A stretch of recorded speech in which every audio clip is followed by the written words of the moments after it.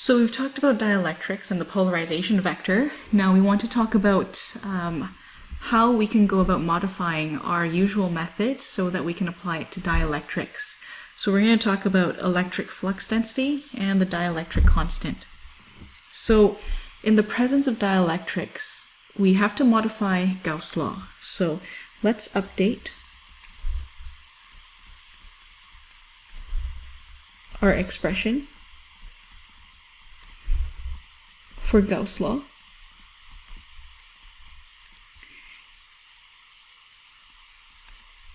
When looking at dielectrics.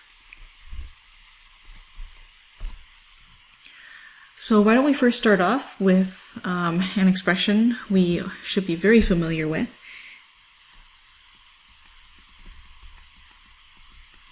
The flux, or the surface integral of E dotted with ds, is equal to Q enclosed over epsilon naught. But what we can do is actually rewrite the integral on the left, the surface integral, as a point form. So instead of calculating an integral, let's think about how the electric field can diverge in and out of a source charge. So in terms of flux, we now take a look at divergence. So point form, so let's we can rewrite as point form, thinking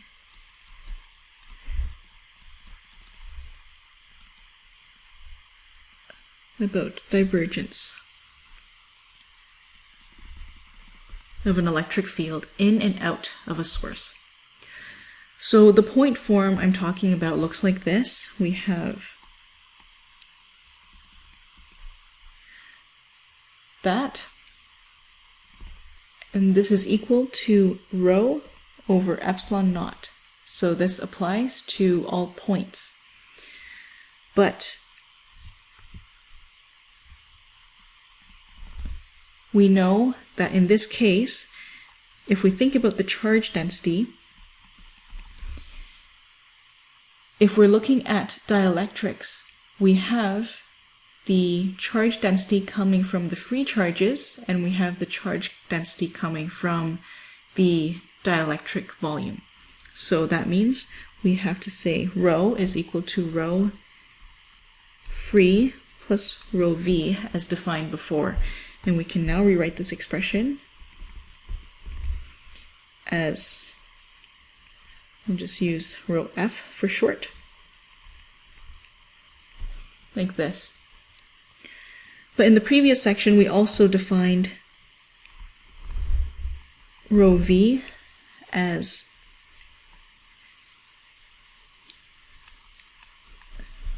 this.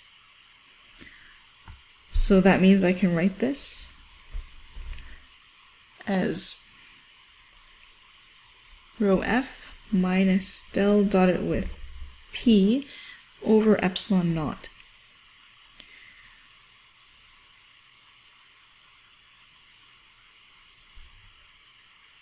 So the next step, let's factor out, or let's move the e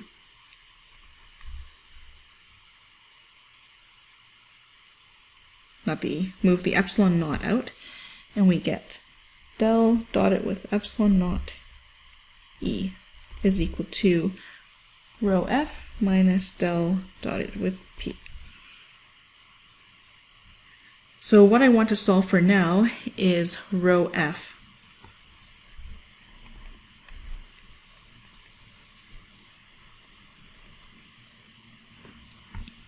So as long as rho f is on one side, then we're good. So we have del dotted with epsilon naught e plus del dotted with p is equal to rho f. Why don't we factor out the del operator, and then we have epsilon naught e plus p, and that's equal to rho f. And now we can call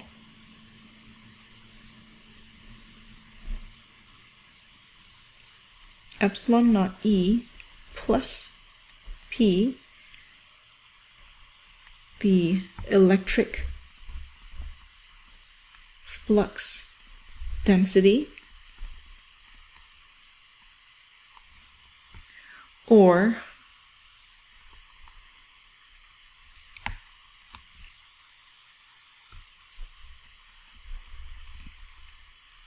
electric displacement, or the displacement vector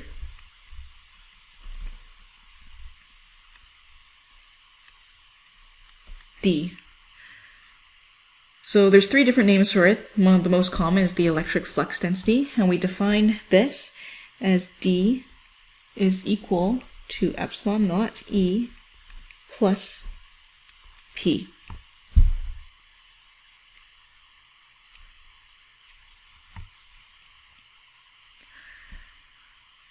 So back to Gauss' law, we still want to be able to express this as Gauss as something familiar.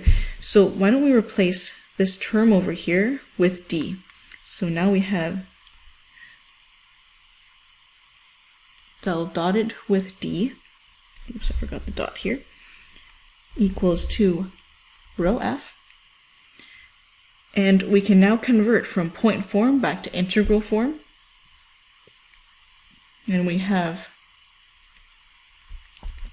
D dotted with ds is equal to Q enclosed for the free charges. So in order to get from here to here, you can integrate and then use the divergence theorem to make the transformation. However, I won't show these steps. It's something you can take a look at through the references in the chapters or through additional resources.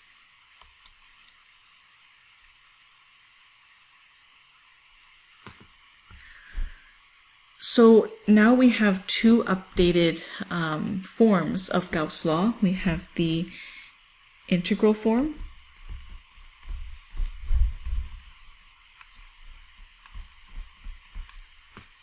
of Gauss' law,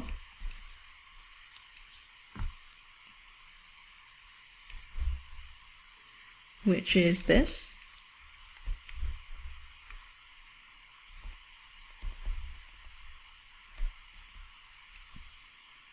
So let's highlight this as well.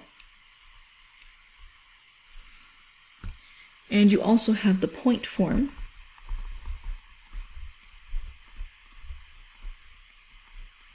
for Gauss' law with dielectrics, and that's going to be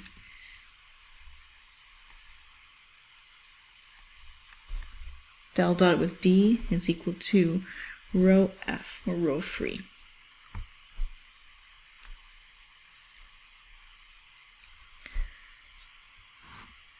Let's quickly define what some terms are. This or this, rho free or rho f equals to free charge density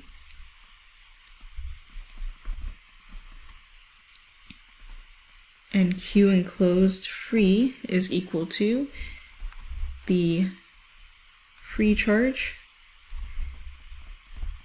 enclosed within surface S.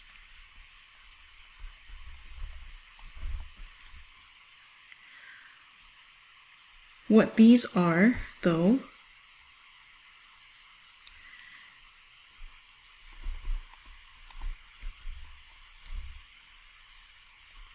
these are the first of Maxwell's equations.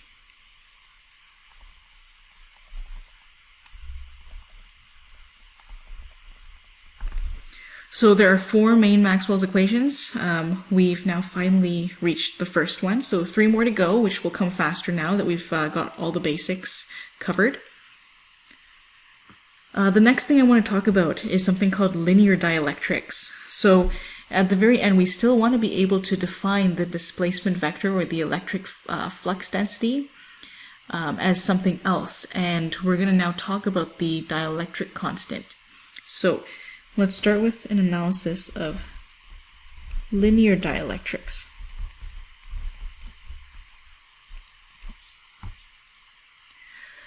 Many dielectrics are highly linear, so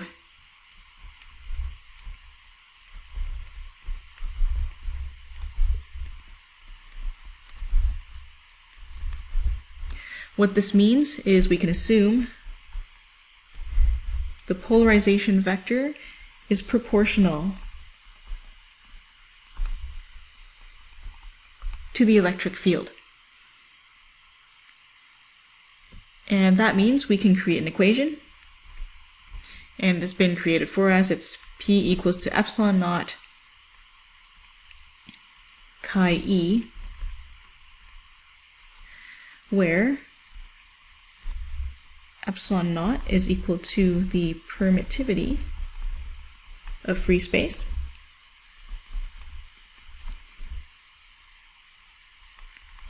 chi is equal to electric susceptibility.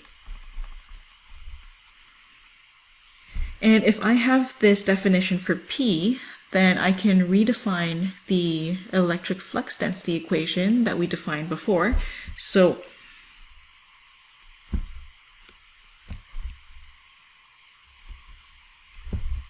before we had D being equal to epsilon naught E plus P.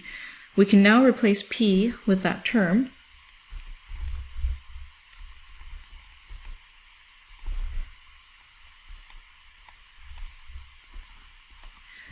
That means I can factor out the epsilon naught and the E, and then have 1 plus the electric susceptibility. So we want to redefine this as something else. Let's just call this epsilon R, which is called the relative permittivity, or more popularly known as the dielectric constant.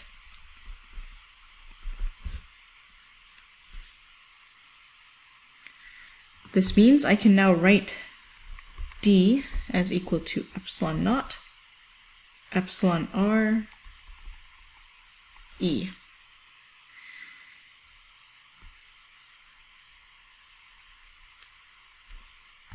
But there's something else that I can do to simplify this even further. If we define epsilon equals to epsilon naught epsilon R as the absolute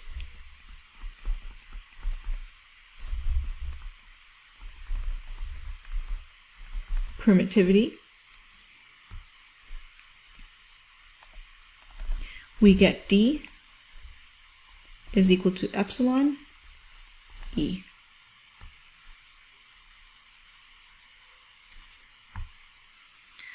So the dielectric constant, if we were to define it, it measures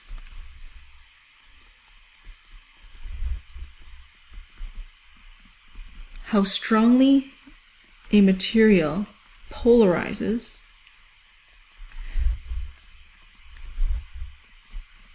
with respect to free space.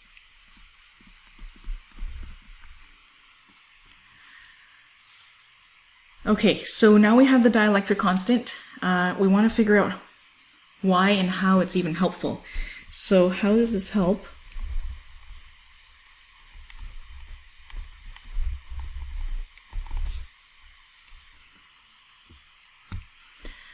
Once we have our displacement vector, or electric flux density, and the electric field, we can easily find our polarization vector. So remember above we had defined D as equal to epsilon naught E plus P. So couldn't we just quickly rearrange this so that P is equal to D minus epsilon naught E? We already know D is equal to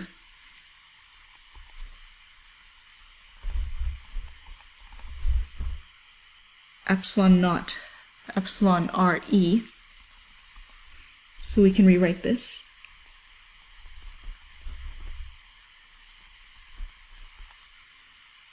as like that. So the epsilon naught can be factored out. We have P being equal to epsilon naught, epsilon R minus 1E. Or if we were to have used this form for D equals to epsilon, the absolute permittivity times E, we would have gotten this. Epsilon minus epsilon naught E.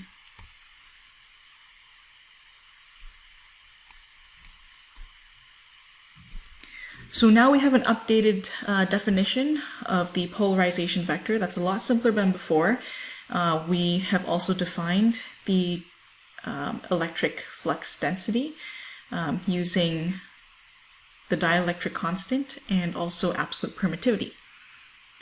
So once we have found P, then we'll be able to use the equations that we presented before to calculate the polarized charge densities.